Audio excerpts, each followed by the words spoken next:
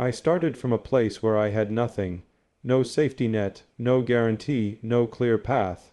But here's the truth. The moment you stop waiting for the perfect situation and start building, your life changes forever.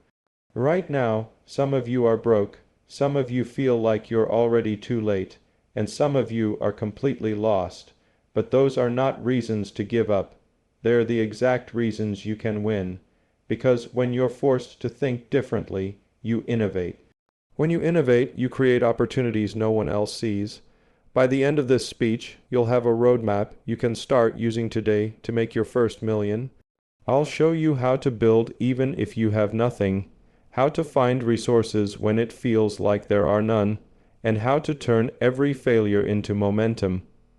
If you stay until the end, you'll see why your biggest disadvantage right now could be your ultimate weapon. Most people never make their first million because they start with goals that are way too small. They ask themselves questions like, how can I make a little extra money on the side? Or what's realistic for me right now? That's the mindset that keeps you stuck. If you want to hit a million, you can't think like everyone else. You have to set a target so big it almost scares you. Here's why. Small goals don't create enough pressure to innovate. They don't force you to think differently.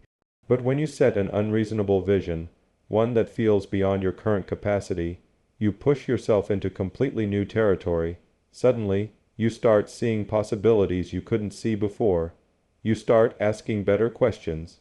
Imagine you're trying to make an extra $500 a month. You'll probably just look for a side job, maybe sell something online. Now imagine you're aiming for $1 million in the next few years. That's not a goal you can hustle your way to. You're forced to think about leverage, building systems, creating products, solving problems at scale. That's how fortunes are made. An unreasonable vision also changes how people see you. When you communicate a bold mission, others want to be part of it. Investors, customers, partners, they don't rally around safe ideas. They rally around something exciting, something that could change lives. But here's the catch. Starting with an unreasonable vision doesn't mean you sit back and wait for a miracle. It means you aim high and then break it down into small, actionable steps. If your vision is to build a $10 million company, what does the first $10, zero look like? What product or service can you launch right now that moves you toward that vision? One of the biggest mistakes I see is people trying to figure it all out before they start. That's impossible. You start messy. You test. You fail. You adapt. The clarity comes as you move forward. Think about how rockets work. They don't wait until they have a perfect trajectory. They launch, gather data, and make micro adjustments constantly. That's exactly how you have to treat your vision. So ask yourself, what's the unreasonable vision that will pull you forward when things get hard? What's the mission that's so big, so compelling, that even when you're tired, broke, or uncertain, you can't stop moving toward it? Because here's the truth. A reasonable vision leads to average results.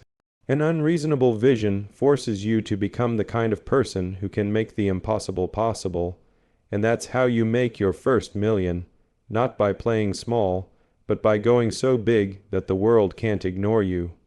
Money flows where problems get solved.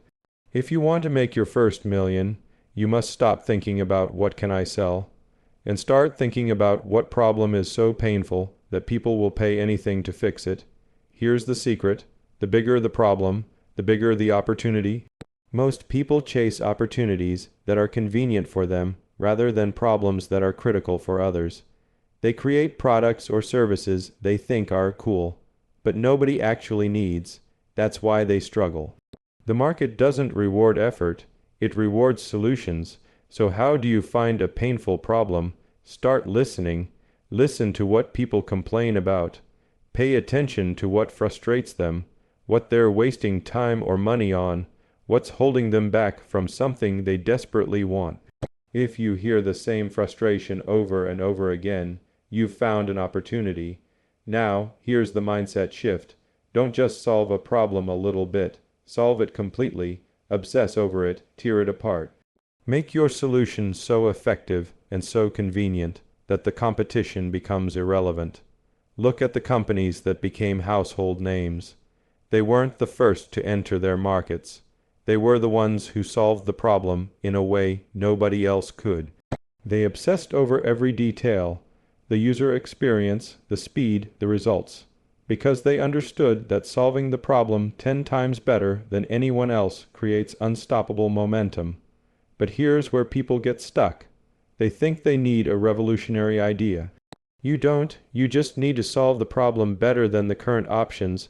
That could mean faster, cheaper, simpler, or more enjoyable. Small improvements in the right place can completely transform an industry. Let's take an example. Imagine you notice that busy parents constantly complain about not having enough healthy dinner options. You could create a service that delivers pre-prepped, nutritious meals that can be cooked in 10 minutes. If you truly solve the pain, healthy, fast, and affordable, parents will line up. They won't care if you're new or small or inexperienced. They'll care that you solved their problem. Here's the key. Fall in love with the problem, not your product. Products and strategies will change. The market will change. But as long as you're obsessed with eliminating a specific pain for people, you'll always adapt and stay relevant. Ask yourself, what's the problem you're willing to devote yourself to completely? What challenge could you wake up every day excited to fix? That's the problem that will lead you to your first million. Because when you truly remove pain from people's lives, they reward you with their loyalty, their money, and their trust. And the moment you master this, you stop chasing money. Money starts chasing you. One of the biggest myths about making your first million is that you need money, connections, or resources to get started. That's not true. In fact, the lack of resources can become your greatest advantage if you learn how to leverage it. Here's the truth. When you have nothing, you're forced to be resourceful. You can't just throw money at problems. You have to think differently, move strategically, and tap into opportunities other people overlook. That's how innovators are made.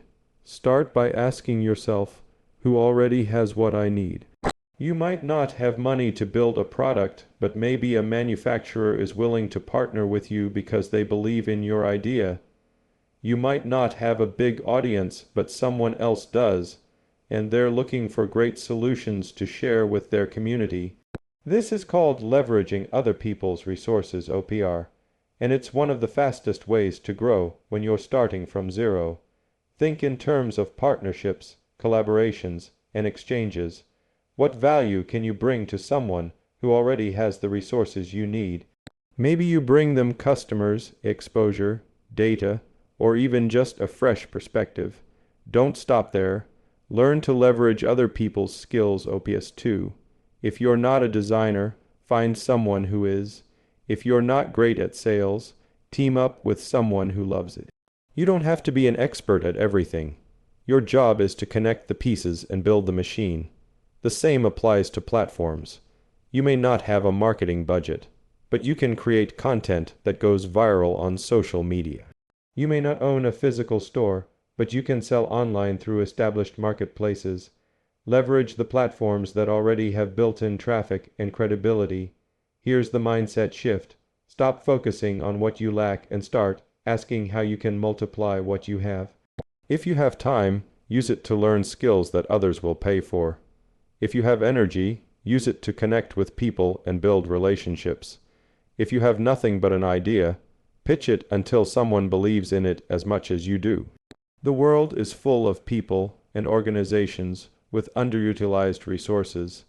They have extra inventory, unused advertising space, or expertise sitting idle. If you can show them how working with you benefits them, you'll unlock doors that money alone could never open. Remember, constraints breed creativity. The people who achieve great things often do so because they didn't have the luxury of excess.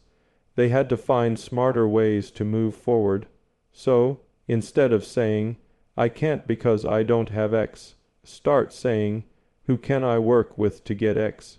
That question will lead you to partnerships, opportunities, and leverage points that can take you from broke to your first million. Perfection is the silent killer of momentum. Too many people waste months, or even years, trying to plan everything out perfectly before they make a move. But here's the truth. You'll never have perfect information, and the conditions will never be ideal. If you want to make your first million, you have to move faster than logic tells you is comfortable. Speed is a competitive advantage. The faster you act, the faster you learn. Every decision you make creates data, and that data tells you what's working and what's not. The longer you wait, the longer you delay collecting the information you actually need to succeed. Think about the companies and individuals who dominate industries. They're not waiting for someone to hand them a perfect roadmap. They launch, test, fail, adjust, and launch again, while everyone else is still planning. That rapid cycle of action is what allows them to get ahead and stay ahead. This doesn't mean being reckless. It means focusing on momentum over perfection. If you have an idea for a product or service, don't spend 6 months polishing it before anyone sees it. Get a minimum viable version into the market now. Let your customers tell you what needs fixing. That feedback loop will be 10 times more valuable than endless hypothetical planning. Speed also creates opportunities you can't see yet. When you move quickly, you put yourself in situations that lead to chance encounters, partnerships, and insights you wouldn't have found sitting still. Momentum attracts attention. People want to work with those who are moving, building, and creating. One of the most dangerous beliefs is that you have to wait until you're ready. You'll never feel ready. That's just fear disguised as logic. Everyone who has ever built something great started before they felt fully prepared. They figured it out as they went along. Ask yourself, what's one action you've been putting off because you're waiting for the right time? Start it today. Even if it's small, that action will create motion, and motion compounds. Here's the analogy. Think of a rocket ship. It uses almost all its fuel just to break free from the pull of gravity. Once it's in orbit, it barely needs any energy to keep moving. Your business, your goals, your mission work the same way. Getting started takes enormous effort, but once you build momentum, everything becomes easier. So, move faster than you think you should. Launch the product, make the call, send the pitch, build the prototype. Every day you wait is another day someone else is capturing the opportunities you're hesitating on. Speed beats perfection. Momentum beats planning. And if you commit to fast, relentless action, you'll find yourself much closer to your first million than the people who are still sitting around thinking about it. Success isn't about one big breakthrough. It's about consistent, unstoppable forward motion. Momentum is the invisible force that makes everything feel easier once you have it, and impossibly hard if you don't. If you want to make your first million, you must learn how to engineer momentum so it never stops building. Momentum starts with daily habits, not massive leaps, but small, consistent actions that compound over time. Too many people wait for motivation to hit before they act. That's backwards. Action creates motivation, not the other way around. Once you're moving, you'll feel more driven to keep going. So what does this look like? Set clear, measurable goals and break them into bite-sized steps you can take every day. If your goal is to launch a product, maybe today's step is emailing 10 potential customers. Tomorrow's step might be building a landing page. The point is, every day you're stacking bricks, even when they feel small. Over weeks and months, those bricks become a wall. But here's the key. Momentum can't survive inconsistency. Miss one day, and you can bounce back.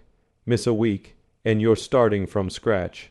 That's why you need systems, routines that make progress automatic. Schedule time for the work that matters most and protect it ruthlessly. Momentum also comes from celebrating small wins. Every time you achieve something, even something minor, acknowledge it. This builds confidence and reinforces the belief that you're moving in the right direction. Think of it like pushing a boulder. At first it barely moves, but every small push adds up until it starts rolling on its own. Another crucial element of momentum is energy. You can't sustain forward motion if you're constantly burning out. Take care of your physical and mental health. Exercise, eat well, sleep enough. Surround yourself with people who fuel you instead of draining you. Your energy is the fuel your momentum runs on, and don't underestimate the power of environment. If you're constantly around negativity or distraction, momentum dies. Create an environment that makes winning easier.